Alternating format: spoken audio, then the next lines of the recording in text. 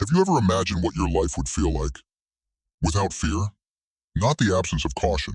I mean a life where fear doesn't chain your potential, where you're not quietly haunted by what-ifs, or pulled back from your own path because of invisible doubts.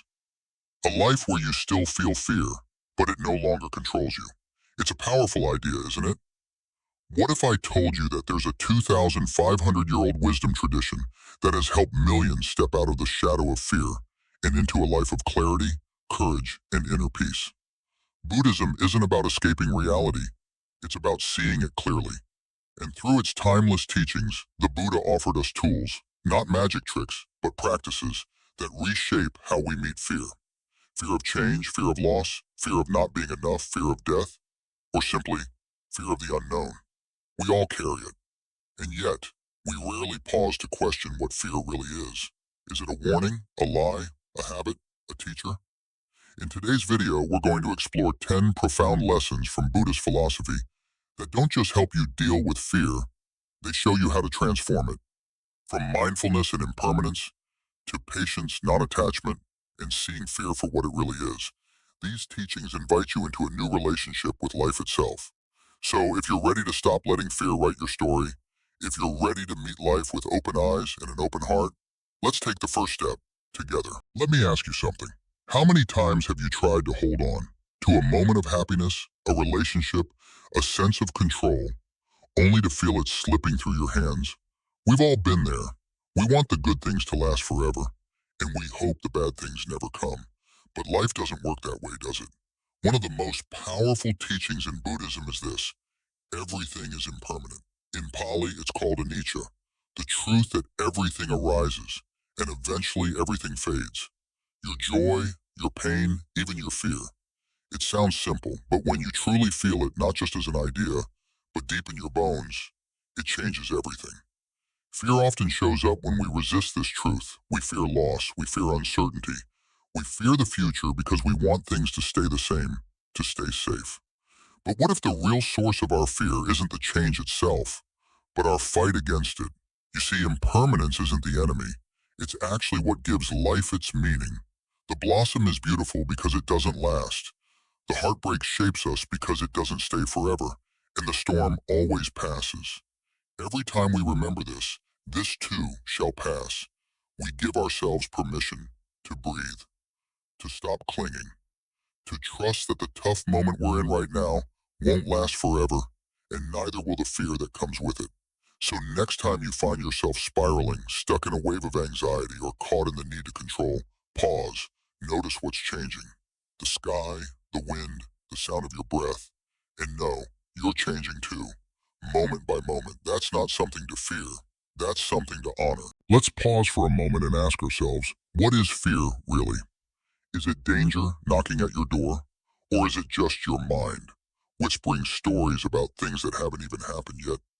Most of the time, fear isn't about what's real. It's about what might be. We sit with a racing heart, paralyzed by what ifs. What if I fail? What if they leave? What if I'm not good enough? But here's the truth: fear, more often than not, is just a mental projection. It's our imagination painting worst-case scenarios that don't exist, at least not yet, and maybe never. Picture this. You're standing near the edge of a cliff. You're not in danger. You're not falling. You're just standing. And yet your palms sweat. Your stomach flips. Why? Because your mind is running ahead, showing you pictures of falling, even when your feet are planted firmly on the ground. That's the illusion of fear. The Buddha taught that our minds create much of our suffering, not the world itself. Fear in its essence is just a thought, not a fact, not a prophecy, just a thought. And thoughts can be seen, questioned, released. When you realize this, you take back your power. You are not the fear, you are the awareness behind it. So next time fear shows up, try this. Don't run, don't fight, just notice it. Say gently, "Ah, here is fear again," and then ask, is this real, or is this just a story my mind is telling me? When we recognize fear for what it is, a shadow, not a wall, we can walk right through it. Sometimes the scariest things we face don't come from the outside. They come from our own minds. You might be sitting alone at home, everything is quiet, nothing's wrong, and yet suddenly your chest tightens. Your thoughts race. You start imagining something bad happening, even though nothing has actually happened. This is how fear works. It creeps in through the back door of our thoughts, and before we know it, we're caught in the middle of a storm that doesn't even exist. But there's a simple practice that can help us step out of that storm. It's called mindfulness, or sati, as it's known in ancient Buddhist teachings. Mindfulness is not about fixing anything. It's about becoming aware of what's here right now. It invites us to pause, to breathe, and to observe what's happening inside us without judgment. Instead of getting swept up in fear, we can learn to notice it. Oh, here's fear again. Not as an enemy, not as something to push away, just a visitor passing through. Try this next time fear shows up. Close your eyes, feel your breath. Notice your body, your shoulders, your heartbeat, your breath rising and falling. Where does fear live in you? Is it a tightness, a restlessness? You don't need to get rid of it, just watch it. Because the moment we stop reacting, the moment we stop identifying with the fear, something powerful happens. Space opens up, and in that space we can choose how to respond instead of being ruled by old habits. As the Buddha once said, the mind is everything. What you think, you become. And through mindfulness, you can gently train your mind to return to peace, one breath at a time. Let's be honest, fear can feel incredibly lonely. When it hits, it often makes us believe we're broken, that something's wrong with us for feeling this way. But what if fear isn't a flaw in the system? What if it's just part of the human experience? In Buddhist teachings, there's a word that sits at the very center of it all, dukkha. It's often translated as suffering, but it really means the deep discomfort of life, the stress, the uncertainty, the subtle tension that something is always just a little off. And fear is one of dukkha's many faces. It's not just yours, it's not just mine, it's universal. Fear of failure, fear of being left behind, fear of not being enough, fear of losing what we love. These aren't personal defects, they're woven into what it means to be alive. But here's the beautiful paradox. When you finally accept that suffering, yes, even fear, is natural, it stops being so heavy. You no longer carry it as a secret shame. You begin to realize, oh, it's not just me. And that realization, that's the beginning of freedom. Because when we stop resisting suffering and start understanding it, we can meet it with compassion instead of fear. We stop blaming ourselves. We start connecting more deeply with others because we see that they too carry quiet fears behind their eyes. Dukkha isn't meant to depress you. It's meant to wake you up, to remind you that liberation doesn't come from avoiding fear. It comes from understanding it. And once you understand fear for what it is, you're no longer trapped inside it. You're standing beside it, fully aware, fully human, and finally, free to grow. Let's be honest, a lot of our fear doesn't come from the world itself. It comes from holding on too tightly. We cling to people, to outcomes, to how we think life should go, and the tighter we hold, the more afraid we become of losing it all. In Buddhism, this grasping is called tanha, craving, thirst, attachment. Think about it. We fear losing our job because we've attached our self-worth to it. We fear being alone because we've made someone else our anchor. We fear failure because we've clung to a specific idea of success. But the truth is, nothing in life is guaranteed to stay. Everything changes. Everyone changes. And that's not a threat, it's a reality. When we try to control things that are, by nature, uncontrollable, we suffer. So how do we free ourselves? Not by giving up everything or becoming indifferent, but by practicing non-attachment. Non-attachment isn't cold. It's not about caring less. It's about loving, doing, creating with your whole heart without needing to possess or control. It's showing up for your life, doing your best, and releasing the need for a specific result. That job interview, do your part, then let go. That relationship, love deeply, but don't make your happiness depend on it. You don't need to hold everything so tightly. When you loosen your grip, fear loosens its grip on you. Because you finally understand, peace doesn't come from controlling life. It comes from learning to meet life as it is and still choosing love. Have you noticed how fear often creeps in? When things aren't moving fast enough, we want answers now. We want certainty now. We want to know what's going to happen before it happens. But life doesn't work like that, does it? It unfolds slowly, on its own mysterious timeline. And the more we try to rush it, the more anxious we feel. That's where the Buddhist teaching of Kanti, or patience, becomes a lifeline. Patience isn't just about waiting quietly in traffic or holding your tongue. It's about building the inner strength to stay grounded, even when nothing is certain. It's learning to sit with discomfort instead of running from it. It's allowing space for growth, healing, and answers to arrive in their own time. Because the truth is, fear often grows from our impatience. We fear what we don't yet understand. We fear the space between where we are and where we want to be. But what if that space isn't empty? What if it's where transformation is quietly happening? Maybe the delay is preparing you. Maybe the silence is teaching you to listen more deeply. Maybe the fear itself is a sign that you're stretching into something new. So the next time you feel the urgency rise, the pressure to fix it, solve it, control it, try this. Pause, breathe, remind yourself, this moment is enough just as it is. Patience doesn't mean giving up. It means trusting that growth takes time and that you are allowed to move slowly. You are allowed to stumble. You are allowed to not have all the answers yet. You're not falling behind. You're unfolding exactly on time. Have you ever noticed? Fear doesn't live here. Not in this moment. Not in this breath. Fear is almost always reaching forward into the future. It's a voice whispering, what if? What if I fail? What if they leave? What if everything falls apart? But the present, the right now, is quiet, maybe even peaceful if you're still enough to notice. Buddhist wisdom reminds us the present moment is all we truly have. Not yesterday, not 5 years from now, now. And yet most of us live somewhere else, don't we? We replay old conversations, we predict disasters, we try to think 5 steps ahead so we'll feel safe. But in doing that, we abandon the only place where life is actually happening. And here's the thing, the present moment doesn't demand anything from you. It doesn't ask you to be perfect or prepared. It simply asks you to show up, to breathe, to notice.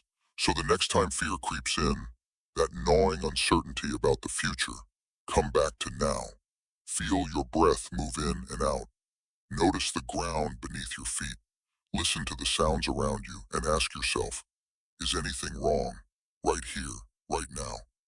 Most of the time, the answer is no. Trusting the present moment isn't about ignoring reality. It's about remembering that peace lives here, not in the endless chase for control, not in the imagined outcomes of tomorrow. You don't need to solve the future. You just need to come back to now. Because right here, in this breath, you are safe, you are enough, and you are free. What if fear isn't something to get rid of? We're often told to fight fear, push through it, bury it, pretend we're fine. But what if all that resistance is only making fear stronger? Here's a radical shift in perspective. You don't need to fight fear. You can witness it. You can breathe with it. You can listen to what it's trying to say. In Buddhist teachings, there's a deep wisdom in simply observing fear without judgment. Not suppressing it, not labeling it as bad or weak, but sitting with it like you would sit with an old friend who's having a hard day. Have you ever tried that?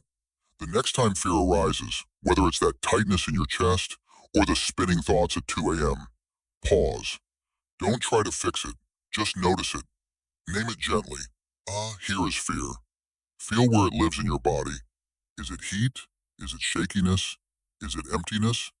And then breathe. Just stay present with it without trying to push it away. Because when you stop fighting fear, something surprising happens. It softens. It starts to lose the sharpness that came from being rejected. And slowly it passes, just like a wave that crests and falls back into the ocean. You see, fear isn't your enemy. It's your messenger. It shows up to remind you that you care, that you're stepping into the unknown, that you're alive. And when you meet it with kindness instead of judgment, you grow stronger, not because fear disappears, but because you're no longer afraid of being afraid. Fear becomes less of a wall and more of a doorway. Let's face it, we crave control. We make plans. We set goals. We obsess over outcomes. Because somewhere deep inside, we believe that if we just plan well enough, try hard enough, think far enough ahead, it's one enough for all. We obsess just continued eraction. It's incompetiment within the power of our character, but our along the range ships looses of the bow. Like that, we're come to a right by French phase in phasis. Maybe we'll avoid pain. Maybe we'll feel safe. But the truth? Life doesn't follow our scripts. It changes direction without warning. A phone call can change everything. A single moment can undo years of effort. And when we cling to the idea that we should be able to control everything, anyway, we suffer. We feel anxious, overwhelmed, restless, because reality doesn't match our expectations. But here's the paradox. It's the moment we stop controlling everything, the moment we stop trying to control everything. It is the moment we begin to feel free. Accepting uncertainty isn't about giving up. It's about waking up to the truth that life is always moving, always shifting, and that's not something to fear. It's something to trust. Because while the future is uncertain, your awareness is steady. The world may shake, but there's a calm center inside you that knows how to respond, how to breathe, how to begin again. So instead of asking, what's going to happen? Try asking, can I stay present with whatever happens? Because peace doesn't come from having all the answers. It comes from knowing you'll meet the unknown with courage, presence, and an open heart. Take a moment and notice the voice inside your head. Is it friendly, or is it a critic with a megaphone? Most of us are tougher on ourselves than anyone else could ever be. We replay the missed deadline, the awkward conversation, the workout we skipped, and that inner commentary usually ends with the same punchline. You're not enough. No wonder fear sticks around. Self-judgment is fear's favorite fuel. If I believe I'm not smart enough, not talented enough, not lovable enough, of course I'll be terrified of failing, of trying, of being seen. But here's the shift. What if you treated yourself like someone you truly cared about? Think of a child learning to ride a bike. They wobble, tip over, scrape a knee. You don't stand over them shouting, "Seriously, you still can't balance?" You wipe the tears, offer a smile, steady the handlebars and say, "Let's try again." That same patience and compassion are medicine for the grown-up wounds we carry. So the next time you catch yourself spiraling, pause and ask, would I speak to a friend the way I'm speaking to myself? If the answer is no, change the script. Try this. Place a hand on your heart, yes, physically, and say softly, "Hey, I see you. We're learning. It's okay to make mistakes." It feels awkward at first, but the body listens. Remember, growth is messy by design. A seed has to crack open before it becomes a tree. Your setbacks, your detours, your embarrassing moments, they're not proof you're broken.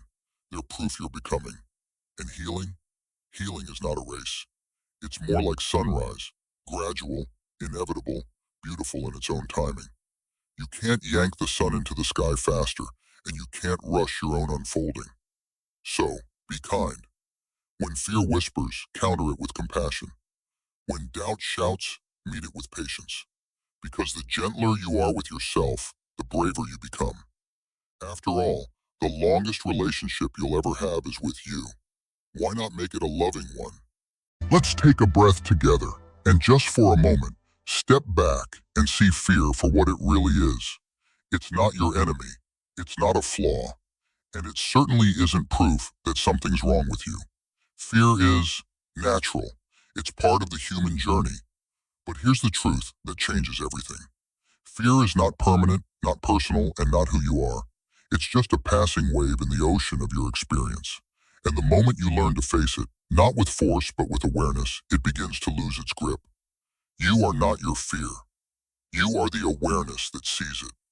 You are the quiet space underneath the storm, the calm presence behind the worry, the watcher, not the waves. Through mindfulness, you learn to observe fear without being ruled by it. Through patience, you create space to breathe when the unknown feels overwhelming. And through wisdom, you begin to see fear as a teacher, not a threat. Because every time fear arises, it's offering you a choice: to shut down or to open up, to stay small or to grow, to run away or to walk toward truth with your heart open. So the next time fear whispers, remember this: you don't have to be fearless to be free. You just have to be willing to feel and not turn away, to stand in your awareness and say, "I see you, and I choose peace anyway." These timeless Buddhist teachings aren't about escaping fear. They're about transforming it into clarity, into courage, into freedom. And the more you practice, the more you realize freedom was never the absence of fear. It was the presence of you, awake, aware, and unshaken.